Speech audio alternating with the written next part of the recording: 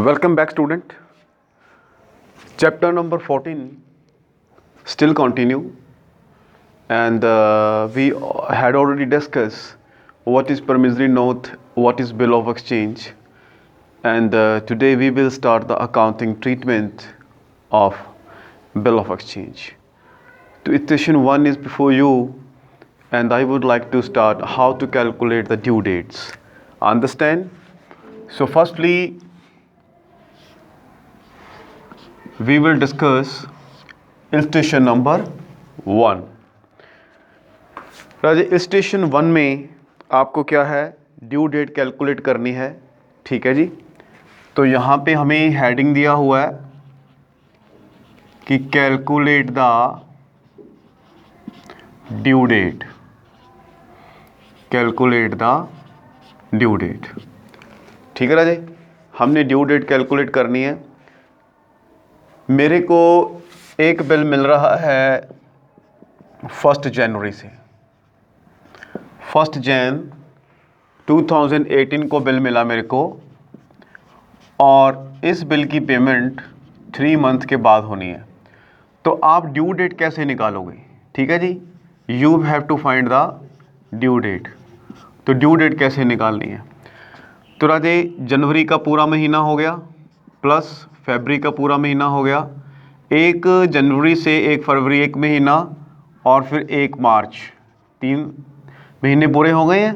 इसमें 3 दिन आज और जोड़ दो, तो आपकी जो डेट बनेगी वो बनेगी 4 मार्च 2018. आपको 3 दिन इसमें ग्रेस के जोड़ने हैं. तो इस प्रकार से आप क्या कैलकुलेट किया करोगे? ड्यू डेट कैलकुलेट किया करोगे. ठीक है जी.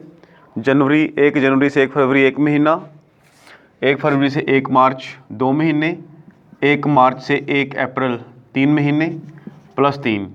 तो यहाँ पे जो डेट आएगी आपकी अप्रैल 4 आएगी. ठीक है जी, इसको ठीक कर लीजिए, अप्रैल 4 आएगी.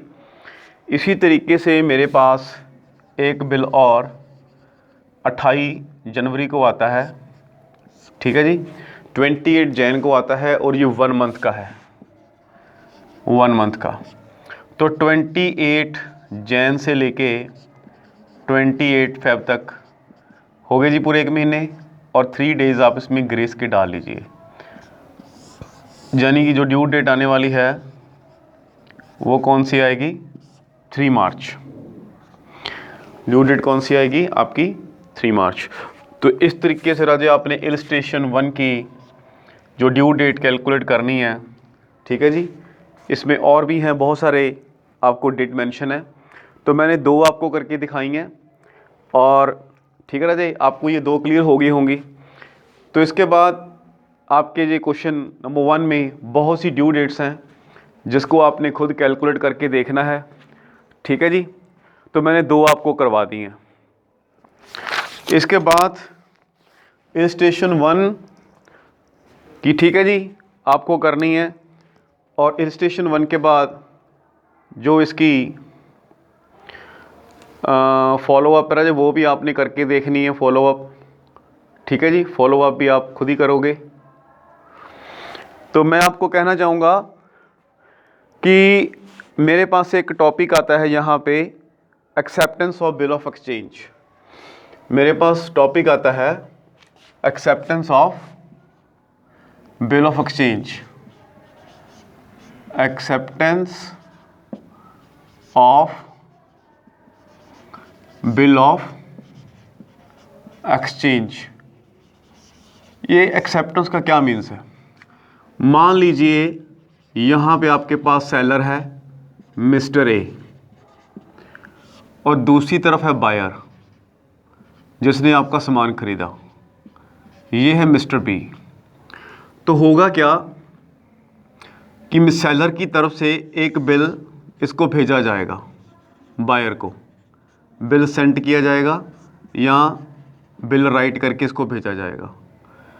जो मिस्टर बी है वो क्या करेगा?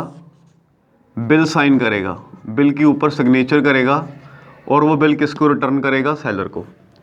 जब बायर ऐसा कर रहा होगा तो उसको हम क्या बोलेंगे कि ये बिल की एक्सेप्टेंस दे रहा है. ठीक है जी. कंसेप्ट आपको क्लियर हो गया राजे। इसके बाद राजे मैं आपको ये कह रहा हूँ कि जो बिल ऑफ एक्सचेंज के एडवांटेज हैं, जो बिल ऑफ एक्सचेंज के एडवांटेज हैं, ठीक है राजे, बिल ऑफ एक्सचेंज के एडवांटेज, ये राजे आपने सेल्फ ट्राई करने हैं, सेल्फ ट्राई। अगर कोई प्रॉब्लम आए तो आपने मेरे से डिस्कस करना है। और एक मैं आपको कहूँगा कि बिल ऑफ एक्सचेंज और bill of exchange and promissory note में डिफरेंस जो है, जो दोनों में प्रोमिजरी नोट्स में डिफरेंस है, इसको भी राजे आपने सेल्फ ट्राई करना है। आपका एक प्रकार से ये होमवर्क है। अगर कोई दिक्कत आई तो मेरे से आपने बात करनी है, ठीक है जी, ऑनलाइन क्लास में। दूसरी राजे मैं डिस्कस करने जा रहा हूँ प्रेजेंटेशन ऑफ बिल। अब मान लीजिए कि ए ने बिल राइट किया, ए ने बिल राइट किया और राइट करके किसको भेज दिया, बी को, और बी ने बिल साइन किए और बिल वापस किसको सेंड कर दिया, ए को। और ये मान लीजिए कि ये बिल 2 मंथ का है, ये बिल कितने महीने का है, 2 मंथ का बिल है। तो ये जो बिल है आपका 2 मंथ का है, अंडरस्टैंड हो रहा है। ये बिल आपका 2 महीने का है। तो ठीक 2 महीने के बाद जो ए है इस बिल को बी को वापस दिखाएगा, ए शो करेगा बिल किसको, बी को। 2 महीने के बाद ए ने वो वाला बिल जो है वो शो करना है बी को। अगर ये बिल ए बी को शो नहीं करता तो राजे जो बी है वो अपनी लायबिलिटी से फ्री हो जाएगा, ठीक है जी, फ्री हो जाएगा। और अगर मिस्टर बी ने एक्सेप्टेंस दी है बैंक का नाम लिख के, इसका मतलब है कि पैसे कहाँ से मिलने हैं, बैंक से मिलने हैं, तो इसको डोमिसाइल कहा जाता है। क्या कहा जाता है, डोमिसाइल। तो आपको 2 महीने के बाद बैंक में जाना है। अगर उसने बैंक का नाम नहीं लिखा तो जो आपके बी की प्लेस है आप वहाँ पे बिल को शो करोगे, ठीक है राजे। मेरे पास आगे टॉपिक है राजे kinds of bill, kinds of bill. Bill कितने तरह के होते हैं इसके बारे में अपन डिस्कस करेंगे कि बिल कितने तरह के होते हैं, ठीक है। काइंड्स ऑफ बिल डिस्कस करेंगे। अब जो काइंड्स ऑफ बिल हैं इसमें मेरे पास आज कई वैरायटी के बिल हैं। मैं सबसे पहले आपसे डिस्कस करूंगा इनलैंड बिल। मेरे पास इनलैंड बिल है।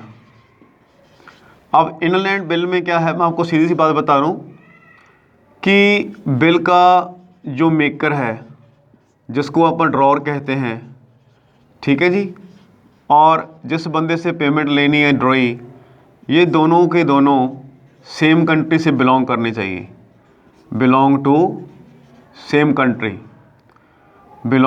कंट्री। अगर ये दोनों के दोनों सेम कंट्री को बिलोंग करते हैं, ठीक है राजे, तो वो बिल क्या माना जाएगा, इनलैंड बिल माना जाएगा। और अगर आप बात करें फॉरेन बिल की, FOREIGN, फॉरेन बिल की बात करें, ऐसा बिल में बात ये है कि ये बिल लिखा तो एक कंट्री में जाएगा, ठीक है, लेकिन इसकी पेमेंट दूसरी कंट्री में होएगी। तो इसको मैं ऐसे कह सकता हूँ कि ये बिल कौन सा है, drawn in one country but payable in other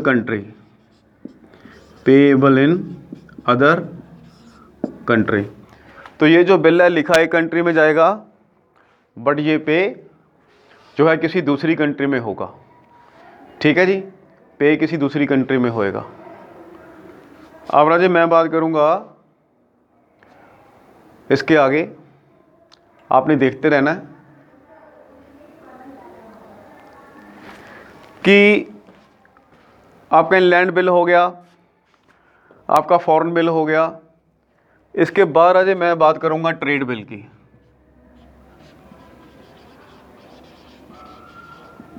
trade bill, actual में ट्रेड बिल है क्या? अजी ट्रेड बिल में क्या चीज़ है कि इसमें जो होता है, एक पर्सन दूसरे पर्सन को गुड्स सेंड करता है, ठीक है जी, और दूसरे पर्सन से बिल रिसीव करता है। ये बिल आमतौर से ordinary course of the business में ये बिल यूज़ होता है, ठीक है जी। मान लीजिए कि एक बिजनेसमैन ए है, इसने गुड्स सोल्ड कर दी दूसरे बिजनेसमैन बी को, तो मिस्टर ए बिल ड्रॉन करेगा, बिल लिखेगा बी के ऊपर, और जो बी है वो राजे बिल को एक्सेप्ट करेगा और वापस किसको सेंड करेगा? ए को। तो ये है ट्रेड बिल, इसे बोलते हैं ट्रेड बिल। एक होता है अकोमोडेशन बिल, ठीक है जी। सेकंड बिल कौन सा होता है आपका? वो होता है accommodation bill, ACCMODATION, accommodation bill. अब क्या है कि ये अकोमोडेशन बिल कौन सा बिल होता है, ठीक है? ये एक दूसरे की हेल्प करने के लिए होता है। ACCO, ये जो बिल होता है, it is use to help each other, it is use to help each other. ये बिल दो बिजनेसमैन एक दूसरे की हेल्प करने के लिए इस बिल को यूज़ करते हैं, ठीक है राज? अंडरस्टैंड हो रहा है? अब मैं आपको बात करूंगा स्टूडेंट कि कुछ बिल इस तरह के होते हैं, डिमांड बिल। कुछ बिल होते हैं डिमांड बिल, और एक होता है टाइम बिल, एक होता है साइट बिल। Site bill. अब ये जो डिमांड बिल होता है वो कौन सा बिल होता है? ये डिमांड बिल वो बिल होता है जो कि डिमांड करने पर पे किया जाता है, यानी कि ये बिल होता है पेएबल एट डिमांड। जब भी आप ये बिल की डिमांड करेंगे आपको इसकी पेमेंट मिल जाएगी। एक होता है टाइम बिल। टाइम बिल में एक फिक्स टाइम एक्सपायर होने पे इसकी पेमेंट मिलती है, ठीक है जी। सो पेमेंट will be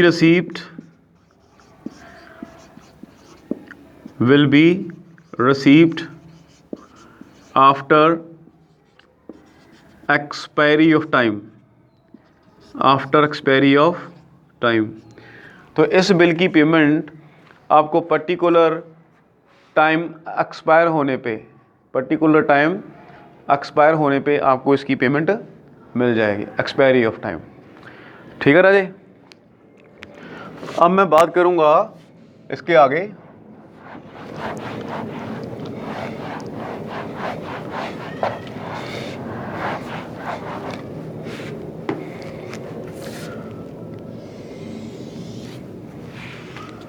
इसके आगे चलेंगे आप।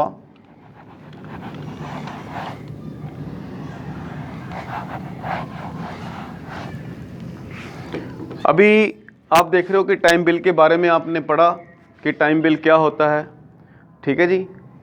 अब इसके बाद आप बात करेंगे कि कुछ बिल ऐसे होते हैं जिनकी पेमेंट मिलती है after sight. So bill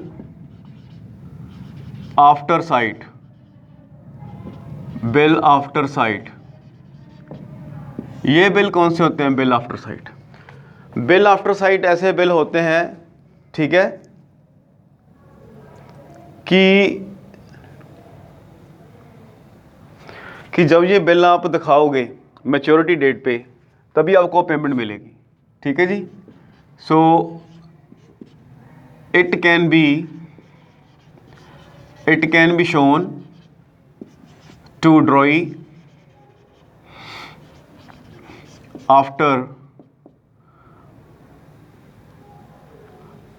eight maturity time, ठीक है जी, जो ड्यू डेट है वहाँ पे ये बिल आपको दिखाने पड़ेंगे। एक होता है बिल आफ्टर डेट, एक होता है bill after date. Bill after date का क्या मीनिंग है? इसमें ना जी मैं ये बात बताऊंगा कि बिल के ऊपर एक डेट लिखी होती है, डेट ऑफ मैच्योरिटी। इसमें क्या लिखा होता है? Date of maturity. और जब वो डेट, ठीक है जी, आ जाएगी, उसी केस में आपको क्या मिलेगी? पेमेंट मिलेगी। ठीक है ना जी? इतनी सी बात आपको समझ में आ रही है कि अपन ने क्या अभी तक डिस्कस किया? ठीक है स्टूडेंट, तो मैं आपको अब ये बताना चाहता हूं आगे कि मेरे पास आगे जो टॉपिक आने वाला है राजे, वो आने वाला है कि holder of the bill. Holder of the bill. तो राजे होल्डर ऑफ द बिल क्या होता है? देखिए, एक पर्सन है, ठीक है, जिसका उस बिल पे नाम लिखा हुआ है, ठीक है, और बिल भी उसके पोजीशन में है, तो वो उस बिल का क्या माना जाता है? होल्डर माना जाता है। मैं ये डिस्कस कर रहा हूं कि holder of the bill, holder of the bill ये कौन है? राजे जिस पर्सन का बिल पे नाम लिखा होगा, ठीक है जी, person whose name appeared on bill and he has the possession of it, उसके पास इस बिल का पोजेशन भी है, ठीक है, तो वो पर्सन क्या माना जाएगा? Holder of the bill. और एक राजे होता है holder in due course. Holder in due course. ये होल्डर इन ड्यू कोर्स कौन होता है? ये होल्डर इन ड्यू कोर्स ऐसा पर्सन है जिसने ये डॉक्यूमेंट रिसीव किया है, ठीक है, गुड फेथ में। इसने गुड फेथ में ये डॉक्यूमेंट रिसीव किया फॉर द वैल्यू, ठीक है जी, तो ड्यू डेट से पहले। So before due date, if any person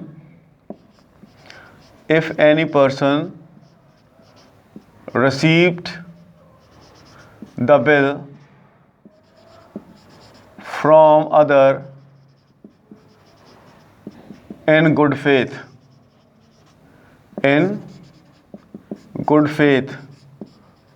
for value received, तो वो पर्सन क्या माना जाएगा?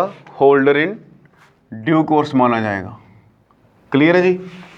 तो होल्डर के बारे में पढ़ा आपने, होल्डर इन ड्यू कोर्स के बारे में पढ़ा, ठीक है जी।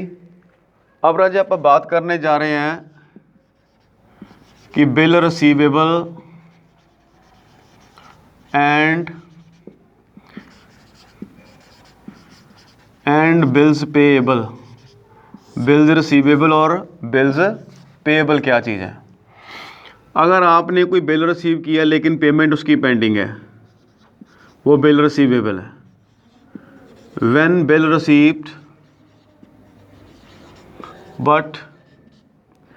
But payment still pending to receive, आपको पेमेंट नहीं मिली, ठीक है जी, तो वो बिल क्या होएगा? बिल रिसीवेबल माना जाएगा। ठीक है ना जी, वो बिल रिसीवेबल माना जाएगा। और अगर आपने बिल्स पेबल की बात करें, अगर आप बात करें बिल्स पेबल की, बिल्स पेबल क्या है? तो जब आपने बिल दिया है, bill is given but but payment still pending. जब पेमेंट पेंडिंग है तो वो क्या होएगा, आपका बिल्स पेबल होएगा। ठीक है राजे, इतनी सी बात पता लगी है आपको। अभी आप बात करेंगे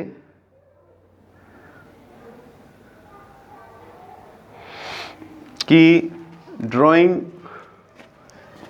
ये ड्राइंग जो वर्ड है DRAWING, ड्राइंग, और एक्सेप्टिंग, दो वर्ड है ड्राइंग और एक्सेप्टिंग, और एक है पेमेंट ऑफ बिल, एक है पेमेंट ऑफ बिल। ये क्या चीज़ है? सपोज करिए कि ए ने गुड्स बेचा बी को, ए ने गुड्स बेचा बी को। अब ए क्या कर रहा है, बिल राइट कर रहा है। किसके ऊपर कर रहा है? बी के ऊपर। तो ए यहाँ पे ड्रॉ रहा है और बी यहाँ पे ड्रॉई है। ठीक है जी, ए को आप मेकर भी कह सकते हो। तो अभी जो बिल राइट का काम किया गया है, ठीक है जी, उसको बोलेंगे अपन drawing a bill, drawing a bill. अब बी क्या करता है? साइन करता है। बी ने क्या किए? साइन किए, और साइन करके वो बिल किसको वापस कर दिया? ए को। ये जो एक्ट है इसको हम क्या बोलेंगे? Accepting the bill. इसको आप क्या बोलेंगे? Accepting the bill, accepting the bill. बात समझ में आ रही है? इसको बोलेंगे हम accepting the bill, accepting the bill, accepting the bill. ठीक है जी। अब मैं बात ये करूँगा, ध्यान से समझना आपने, एक्सेप्टिंग द बिल। ठीक है स्टूडेंट, ये बात आपको समझ में आ रही है? Accepting the bill. अब क्या है कि मान लीजिए बी ने साइन करके वो बिल किसको दे दिया? ए को, और ऊपर क्या लिखा हुआ है कि 2 मंथ बाद पेमेंट की जाएगी। 2 मंथ के बाद मिस्टर ए वो बिल किसको वापस करेगा? बी को। बिल रिटर्न, बिल रिटर्न करेगा आफ्टर 2 मंथ। ए 2 महीने के बाद वो बिल किसे वापस करेगा? बी को। और बी बिल रिसीव करने के बाद ए को क्या करेगा? Payment, payment made, payment B करेगा ए को। तो इसको क्या बोलते हैं अपन? इस एक्शन को बोलते हैं payment of bill, payment of bill. तो स्टूडेंट, उम्मीद है कि आपको सारा अकाउंटिंग ट्रीटमेंट थ्योरी समझ में आ गई होगी। ठीक है, और मैं आपको ये कहना चाहूँगा कि नेक्स्ट वीडियो में हम इसका प्रैक्टिकल स्टार्ट करेंगे। तो आप सब ने जितना मैंने आज करवाया राजे वहाँ तक आपने रीड करना है। और एक हमारा टॉपिक जो है methods of bills, methods of bill, या आप ऐसे कह लो कि methods of dealing with bill, with bill. ठीक है जी, तो ये वाले मेथड्स आपने एक बार रीड करने हैं। तो नेक्स्ट वीडियो में हम यहाँ से ये मेथड स्टार्ट करेंगे और साथ साथ हम इसका प्रैक्टिकल भी स्टार्ट करेंगे। ठीक है राजे, तो जितनी आपको थ्योरी कराई उसको अच्छे तरीके से आप समझें। अगर कोई डाउट है तो ऑनलाइन क्लास में आप मेरे से पूछें। Thank you.